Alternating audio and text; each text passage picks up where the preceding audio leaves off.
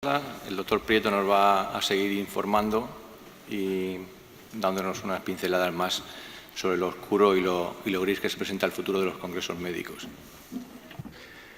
Bueno, la verdad es que esta charla nace de un mundo que yo no conocía. Hace aproximadamente un mes y medio hay una organización en España que la conforman todas las empresas que organizan congresos médicos o congresos de otro tipo, ¿no? Y tienen una reunión anual, que la tienen en Lérida, y entonces ellos montan una mesa redonda donde vamos a diferentes representantes de las sociedades médicas y farmaindustria. Y entonces, la verdad es que empezando a ver lo que ya hay y lo que viene y no sabemos, uno se le pone un poco el vello de punta, ¿no? Bueno, una pequeña introducción. ASESA se fundó en los años 80. Saben ustedes que está formada por diferentes especialistas de diferentes áreas. Es una sociedad multidisciplinar. Eso es un punto fuerte y a la vez puede ser un punto débil. Y que hace ya tiempo nosotros nos empezamos a autorregularnos y pasamos de un congreso anual a un congreso cada 2 años. Hemos participado y hemos fundado una de las sociedades europeas e internacionales relacionadas con la medicina sexual y reproductiva. Y en el año 2012, anticipándonos un poco a lo que se nos venía encima, creamos una fundación, que es la Fundación ASESA, ¿no? Desde el punto de vista estratégico, ¿tenemos puntos fuertes? Yo creo que sí. Tenemos una rama que se dedica fundamentalmente al estudio de las disfunciones sexuales. Hay 3 millones de varones en este país que tienen un problema de disfunción eréctil. Más de la mitad de las mujeres no están satisfechas con su vida sexual. Y ven ustedes que para la gran mayoría de los ciudadanos de este país, tanto hombres como mujeres, la sexualidad, el sexo es muy importante. Ni que decir tiene la importancia que tiene la otra parte, que hemos tocado hace un momento, que es la reproducción. Saben ustedes que hay una afectación del factor masculino en casi más del 50% de los casos, junto con la pareja, y que en España hay pues, 350, 400 centros de reproducción asistida. Por tanto, nosotros estamos, desde el punto de vista estratégico, tratando temas que son importantes para la sociedad. ¿Pero qué futuro le veo yo a los congresos médicos? ¿Qué futuro viene a los congresos médicos? ¿Esto va a seguir así? ¿Tendremos que cambiar? ¿Es viable? ¿No es viable? ¿Estamos en la picota? Pues yo creo que primero tenemos, y nos hemos enfrentado y nos enfrentaremos más, a restricciones económicas. Segundo, que aunque parezca que no, hay dudas sobre la eficacia docente que tienen estos congresos, si realmente forman a alguien o no forman a nadie, y si las sociedades científicas en general utilizan bien los recursos que tienen. Y todavía mucho más complicado y mucho más peliagudo. Y es que para algunos sectores, incluso algunos sectores médicos, existe la sospecha de que un congreso es una manera de que la industria farmacéutica, una herramienta para que module la voluntad del médico. Y module la voluntad del médico para su propio beneficio. ¿Cuáles son esas restricciones económicas, aparte de la crisis económica mundial que ha habido? Miren ustedes, yo cuando me metí en este campo, que no conocía poco, me sorprendió cómo, y estos son datos de farmaindustria, están en la web de farmaindustria, pueden entrar ustedes y descargárselo, cómo desde el año 79, donde desarrollar un medicamento costaba 199 millones de euros, en el año 2014 desarrollar un medicamento cuesta 2.425 millones de euros. Son datos de farmaindustria. Por tanto, la industria farmacéutica está dedicando cada vez más recursos a otras cosas. Porque la industria farmacéutica sabe que si no tiene productos innovadores, se muere poco a poco. Ven ustedes cómo solo 1 de cada 5 productos que llegan al final le da beneficio. Ven ustedes cómo estos son el número de productos que salen y aquí ven ustedes cómo se dispara el gasto en I+D. Es decir, que también tienen que hacer una apuesta fuerte de algo que a lo mejor no llega al mercado, con lo cual tienen pérdida. Para poder recuperar esa inversión que han hecho en I+D, pues solo 1 de cada 5 productos que salen al mercado son capaces de que la industria farmacéutica recupere esa inversión que ha hecho. Porque ya se explicarán ustedes por qué los medicamentos cada día son más caros.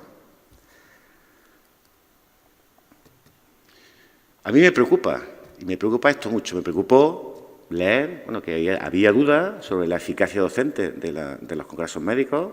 Yo llevo más de 30 años de médico, he ido mucho en mi vida a muchos congresos médicos, y sobre todo de la sospecha que se tiene a nivel general de que esto sea una forma de modular nuestra voluntad para que mandemos tal o cual producto.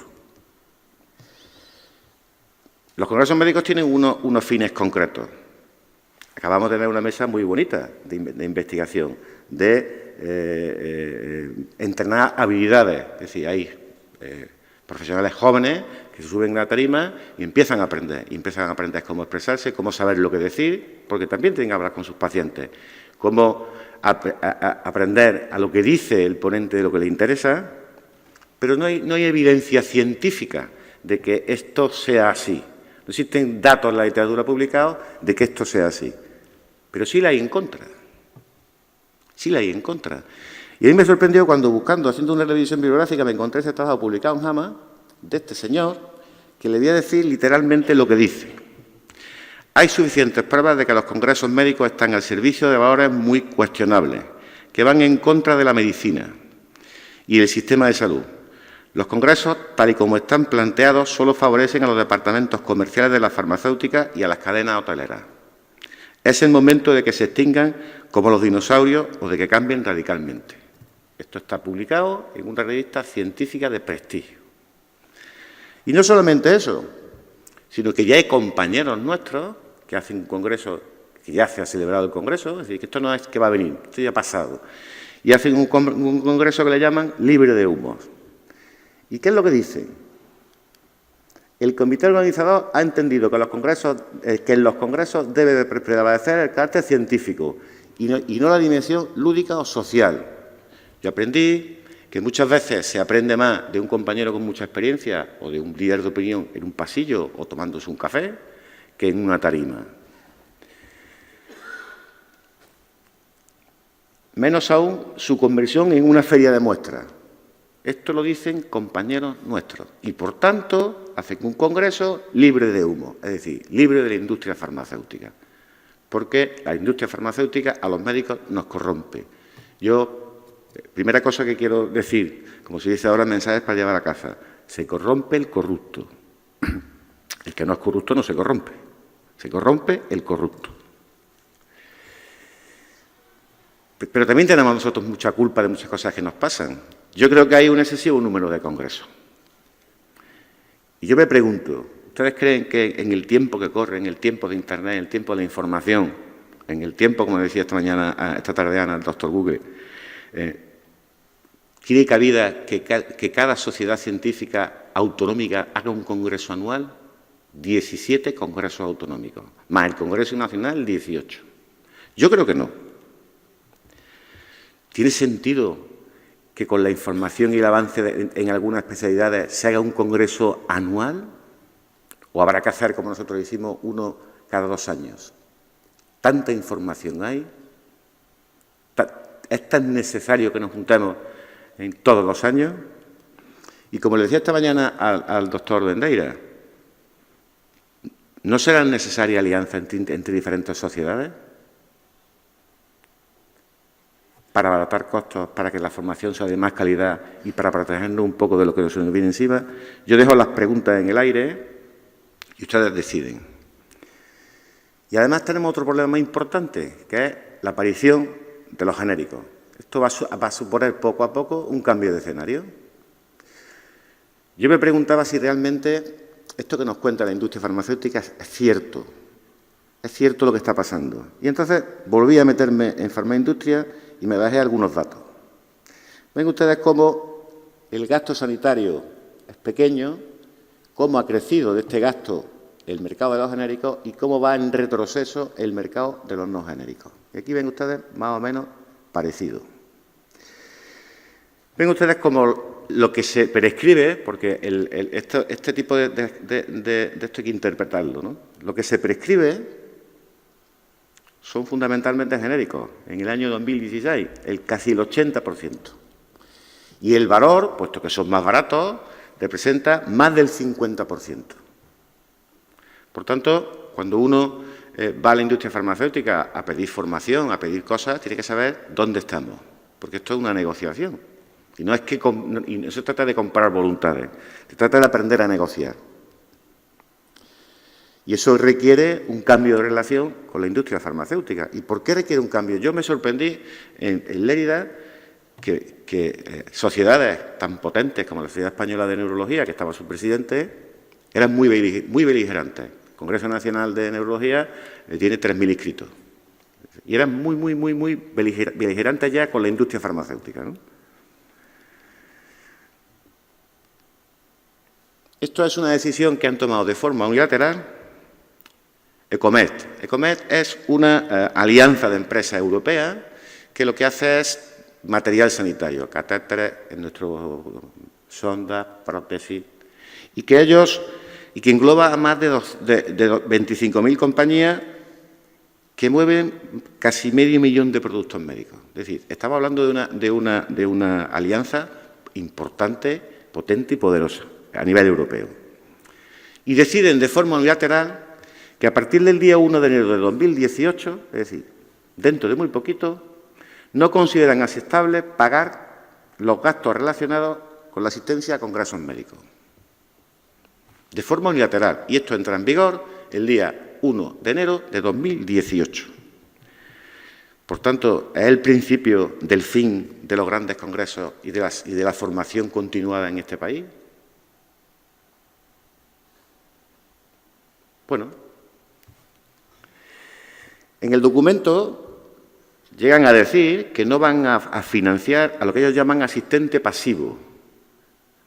Asistente pasivo es el congresista que no tiene ninguna ponencia y que viene a aprender. Estamos hablando de formación continuada. Y que sí financiarán a los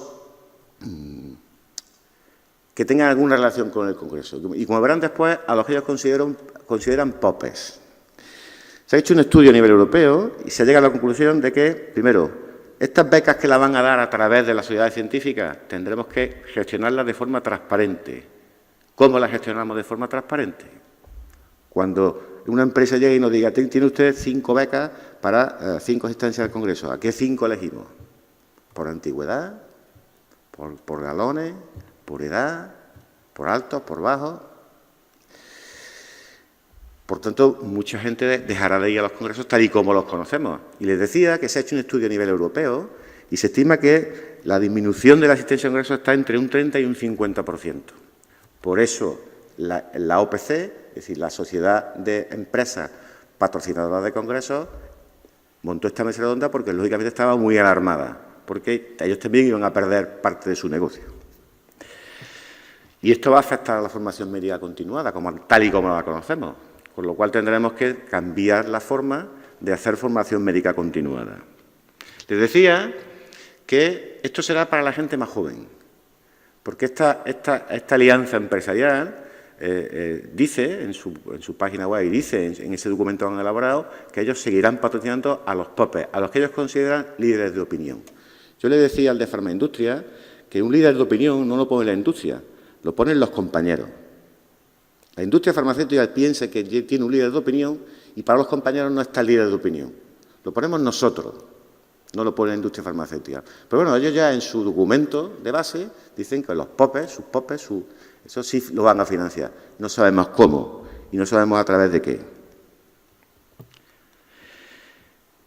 Por tanto, dependerá de cada médico en particular que quiera ir a un congreso médico o no. Yo les contaré al final que aquí esto ya ha pasado. Aquí ya hay un congreso, el congreso de la SEGO, este año se ha hecho de forma diferente. Y muchos años que van a venir que se van a hacer de forma diferente. Por tanto, si tenemos en cuenta que nosotros no somos médicos americanos, que un urologo americano puede cobrar $500.000 y un urologo español de un hospital normal pues gana 60.000 euros, pues lógicamente venir a un congreso será prácticamente misión imposible. Porque, entonces, vuelvo a insistir, ¿de quién dependerá la formación continuada? También nos vamos a enfrentar a un cambio de legislación que también nos va a afectar. Buscando realmente, ¿quién es la responsable de la formación continuada en este país de nosotros? Alguien tiene que tener esa responsabilidad, ¿no? Bueno, pues miren ustedes lo que dice la ley. La ley 14.986, de 25 de abril, dice que es la Administración Pública, a través de sus servicios de salud y sus órganos competentes en cada caso. ¿Ustedes creen de verdad que la Administración Pública cumple con su obligación de formar a sus médicos? ¿Alguien lo cree? Si alguien lo cree y me lo demuestra, yo me bajo de la tarima. ¿Y qué pasa en mi comunidad? ¿Qué pasa? Porque claro, esto es la Ley General de Sanidad, pero ¿qué pasa en las comunidades autónomas? Pues yo me he ido a la mía, como soy andaluz, me he ido a Andalucía. ¿Y qué dice el Estatuto de Andalucía?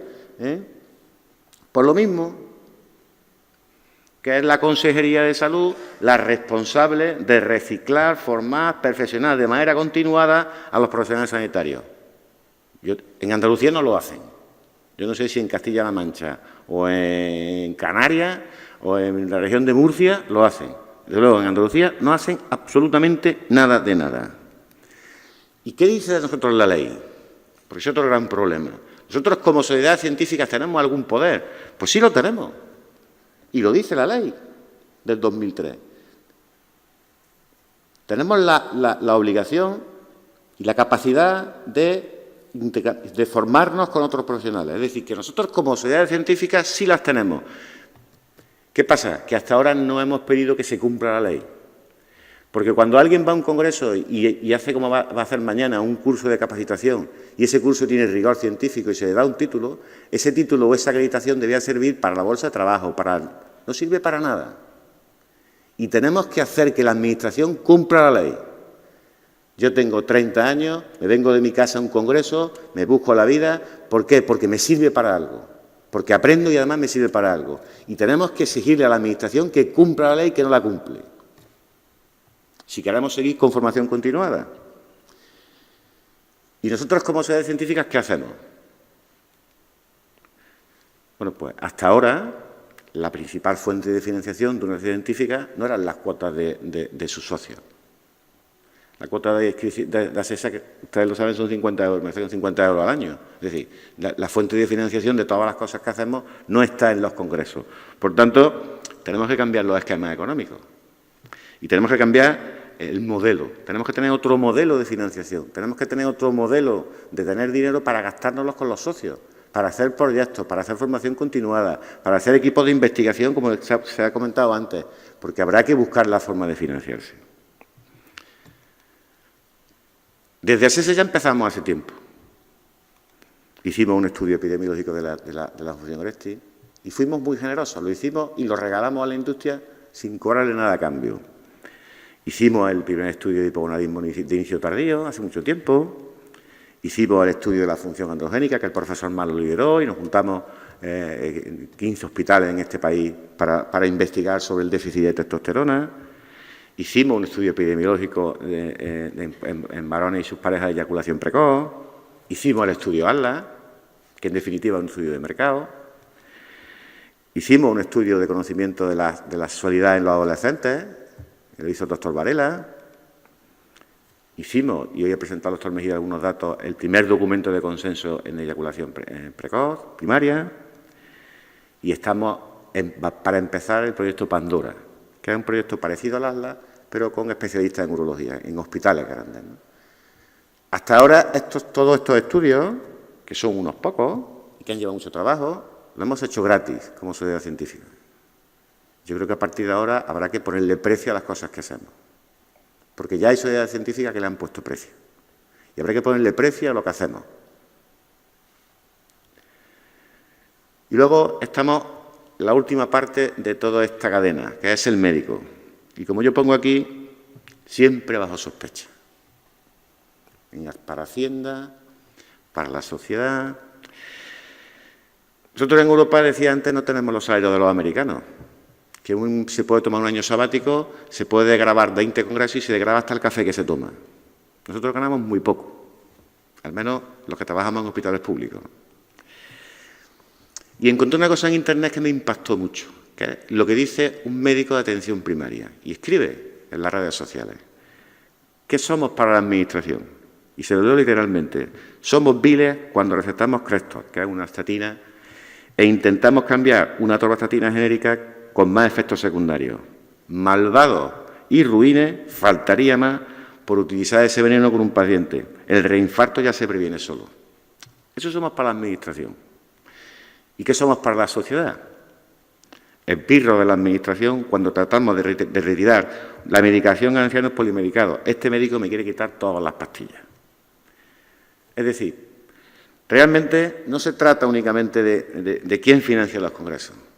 Se trata de que nosotros tengamos la capacidad de transmitirle a la sociedad qué modelo quiere, qué quiere de nosotros, qué espera de sus médicos. Porque luego quiere médicos bien formados. El paciente cuando va a la consulta quiere un médico bien formado, que esté a la última de la última, con la última técnica posible, que haya aprendido a poner la prótesis de pene perfecta, que sepa el último recurso técnico. Pero ¿y eso quién lo paga? Porque yo hace tiempo le decía a mi mujer, que está por ahí, que yo en mi casa tenía un despacho para el SAS y me tiraba tarde y tarde y tarde y tarde haciendo cosas, a cambio de nada. Y tenemos el problema de Hacienda, que yo creo que la falta de información, porque el médico, nosotros los médicos, se lo digo de verdad, somos buena gente y nos engañan muy fácil. Porque si no nos hubieran engañado y nosotros hubiéramos levantado la voz alguna vez, este país no estaría como está.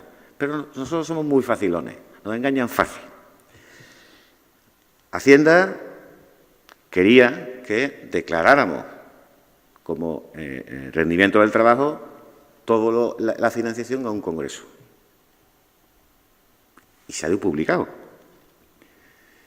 Y de pronto salen en las redes sociales y hay sociedades científicas a las que yo pertenezco que mandan notas diciendo lo hemos conseguido. Ya Hacienda dice y ya dice el Congreso que no hay que tributar. No, ustedes que no los engañen. Esto es una PNL, esto es un proyecto no de ley, que se ha ganado por un solo voto y que tiene que votarse en el Pleno del Congreso. ¿Qué dice Hacienda? Puesto que cuando ustedes van a un congreso y los financia la industria farmacéutica o Pepe Pérez se los desgrava, alguien tiene que tributar por eso. Ustedes piensen lo que va a decir la industria farmacéutica cuando le digan que no se lo va a poder desgravar o que va a tener que tributar por eso. Por tanto, no hay que tirar las campanas al vuelo, ni mucho menos. Solamente se ha conseguido un proyecto no de ley en la Comisión de Sanidad del Congreso que se ha ganado por un solo voto. Por un solo voto. Por último, para terminar, a mí se me plantean muchas cuestiones cuando me preparé esto que todavía no he conseguido resolver y creo que tardaré en resolverlas. ¿Realmente qué va a pasar con Hacienda? ¿Va a ser desgravable?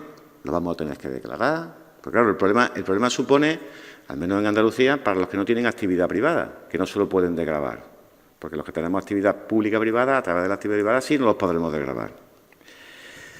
Los ponentes que vienen aquí ahora, como esta tarde, gratis, ¿van a cobrar? Porque prepararse una charla, aunque sea pequeña, no es fácil. Y uno le pone horas de trabajo. De su tiempo, de su trabajo, de su familia. ¿Van a cobrar o no van a cobrar? Porque posiblemente habrá que pagarles, ¿no? ¿Y qué pasa con los eventos que organizan las compañías farmacéuticas que llevan a ponentes? Esos eventos que se organizan, ¿qué va a pasar? Esa formación continuada que se hace en un laboratorio online, donde se hace una sesión clínica en un hospital y se conectan 200 especialistas, ¿eso cómo se va a elegirla? ¿Lo vamos a elegirla de una manera o de otra? ¿Qué fiscalidad van a tener?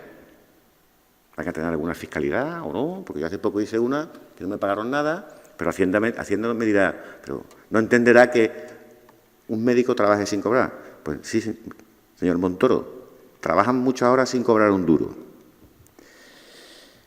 ¿Y qué pasa con los congresos en el extranjero? Ya no podremos ir, hay dificultades. Decía esta tarde Pedro y decía el Pepe Cardoso, el problema que supone irnos los españoles a Portugal, lo tenemos al lado, y los portugueses a España. ¿Cómo lo vamos a financiar? ¿Solo nos vamos a quedar aquí? ¿No vamos a poder ir a ningún sitio? ¿Algún médico que trabaje sobre la sanidad pública que tenga 30 años tiene capacidad económica para irse al Congreso Americano de Urología en Orlando o en Chicago? Pues yo creo que no.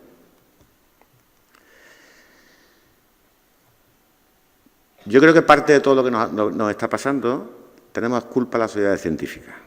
Porque no sé muy bien qué imagen hemos transmitido a la sociedad para que estemos siempre bajo sospecha. Para que piensen que aquí lo que yo estoy haciendo es lo que me ha dicho un laboratorio para manipular su voluntad y que manden tal o cual producto. Yo creo que nada más lejos de la realidad. ¿Qué ha hecho la COSE? Tanta cacareada COSE, tantos correos que nos manda a mí como presidente, que es la Confederación Española de Científicas. Nada de nada. Quiero I+D, quiero I+D. Oiga, hay muchos más problemas en este país que la investigación. Porque está el problema de la formación. Desgraciadamente la COSE fundamentalmente la manejan los investigadores. Pero es que la formación es muy importante. Importante para el médico, importante para el ciudadano. Que vuelvo a insistir, quiero un médico bien formado y que esté a la última de la tecnología.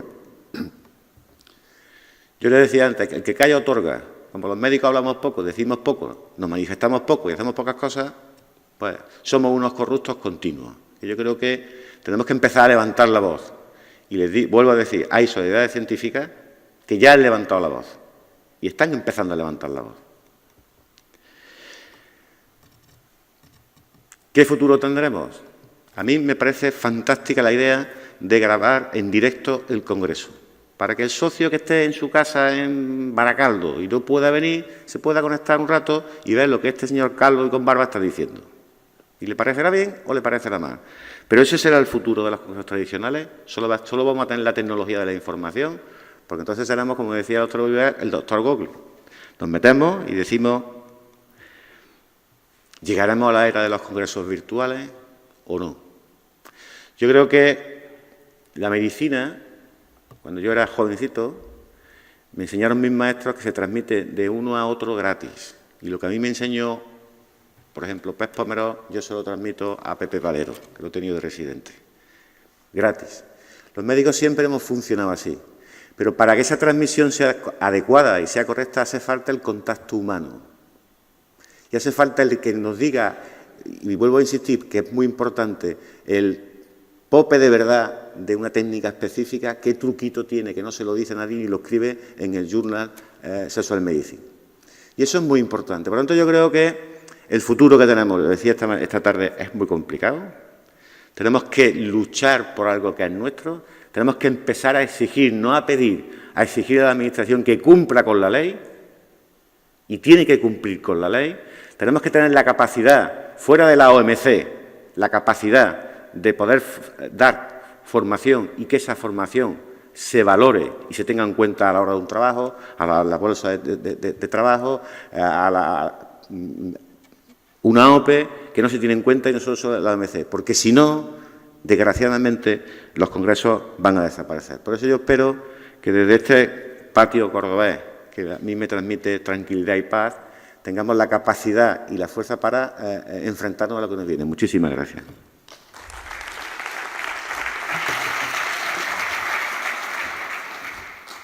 Como han surgido muchas preguntas, gracias a la amplia revisión que ha hecho el doctor Prieto del tema, y queremos que la sala participe, pues antes de pasar a la inauguración oficial del Congreso por las autoridades competentes, queremos que ustedes hablen y opinen, sobre todo aquellos que ya habéis organizado congresos y que tenéis más experiencia.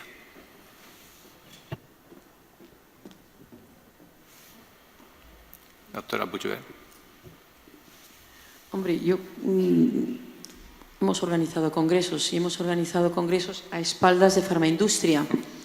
Y te puedo garantizar que les hemos puesto muy nerviosos, ¿verdad, Rafa? El primero de ellos fue un congreso que se hizo en Filipinas, que tenía más de una misión. Entonces, yo creo que esto tenemos que empezar a hacerlos. Es decir, no ser tan endogámicos, sino abrirnos a la sociedad. Ahí hicimos de ONG, hicimos turismo, porque si vamos hacia el otro lado del mundo tenemos derecho también a conocer los sitios, y compartimos nuestras experiencias con nuestros colegas filipinos.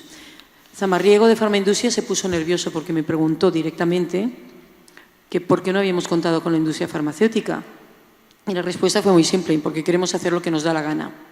Y se pueden hacer congresos mucho más económicos y hacer lo que nosotros queramos. Es inadmisible que le digan a un médico que no puede ir a cenar con su pareja. Esto no es tolerable.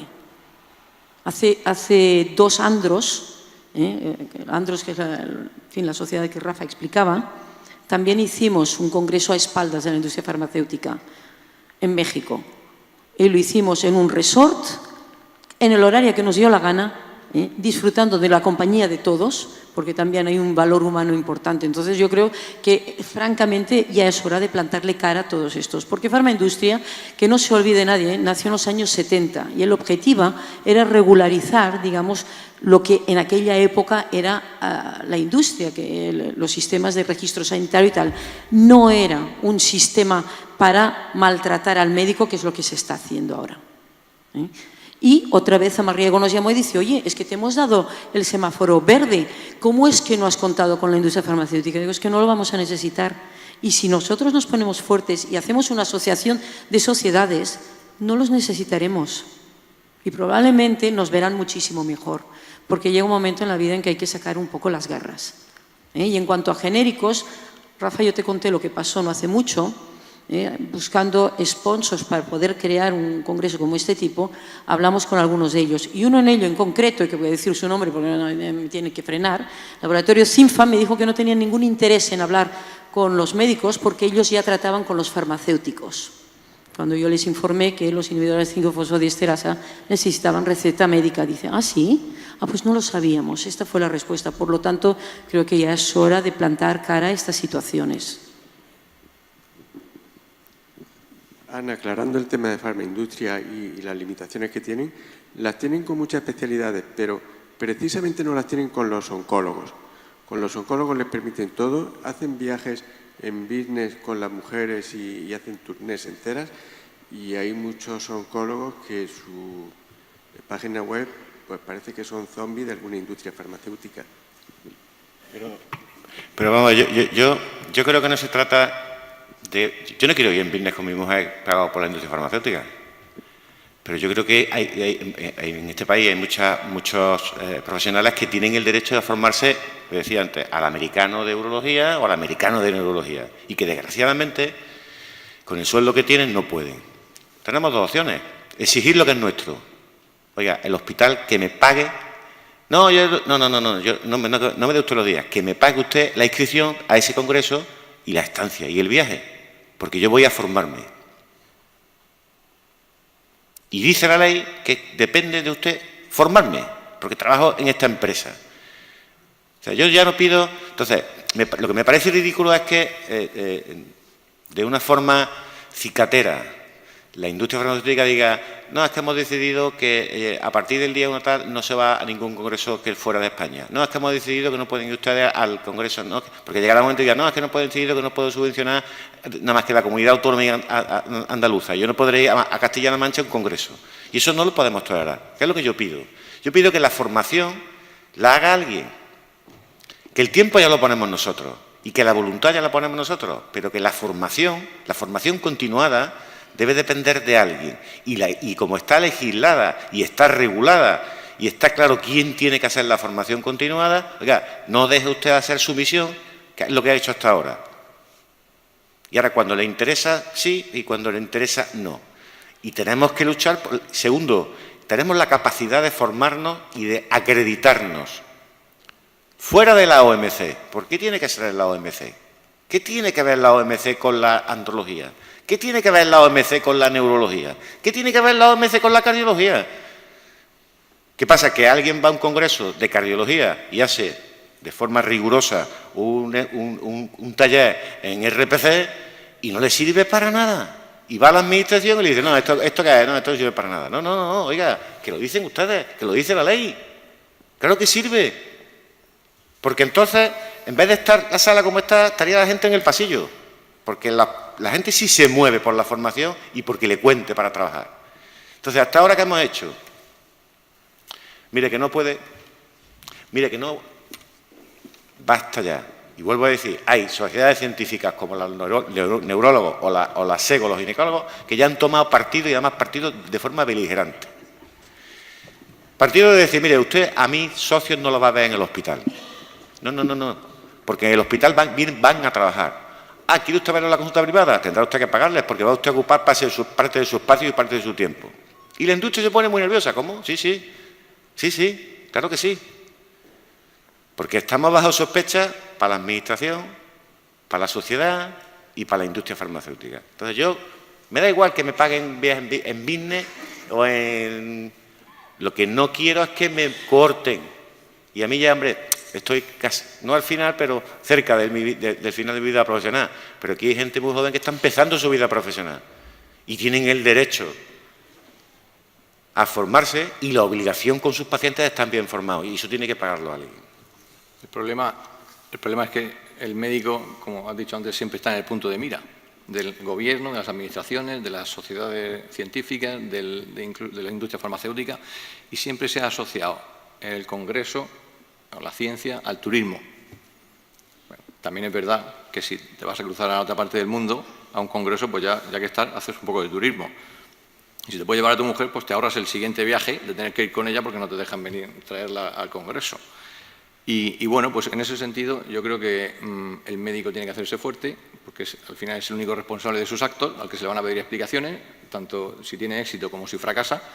Y bueno, pues el tema este que has comentado antes de las asociaciones, pues será el futuro e incluso plantearse otro modelo menos restrictivo y que necesiten menos de la industria farmacéutica, como ya ha pasado en las sociedades de medicina familiar y comunitaria.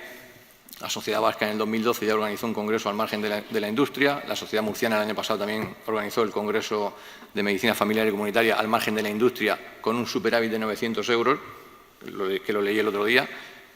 E incluso de los textos estos que has puesto antes en la charla, también he leído yo que hay hospitales que incluso apartan a sus residentes de la industria para que no se corrompan.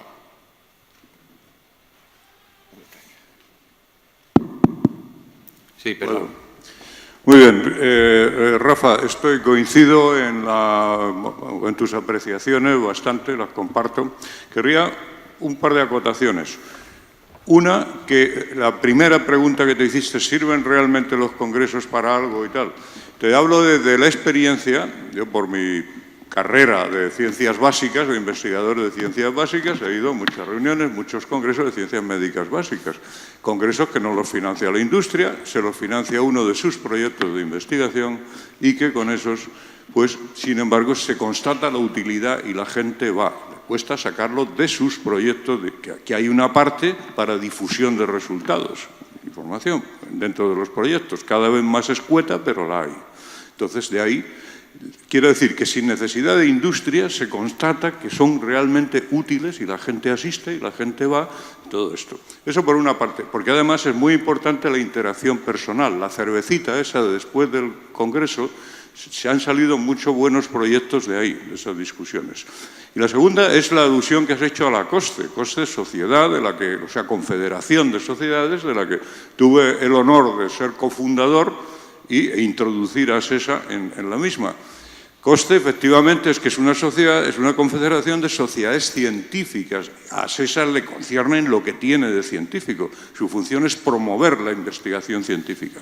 Esos otros aspectos más profesionales, como son de las sociedades médicas, ya un poco escapa de su ámbito.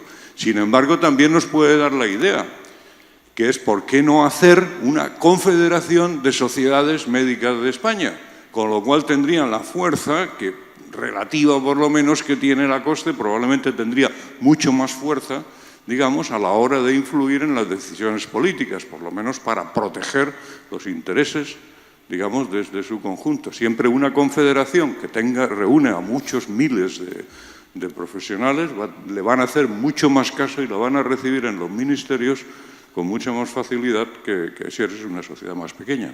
Gracias. Bueno, pues si no hay ninguna pregunta más, ningún comentario, damos por concluida la sesión de hoy y pasamos a la inauguración oficial por las autoridades. Muchas gracias a todos.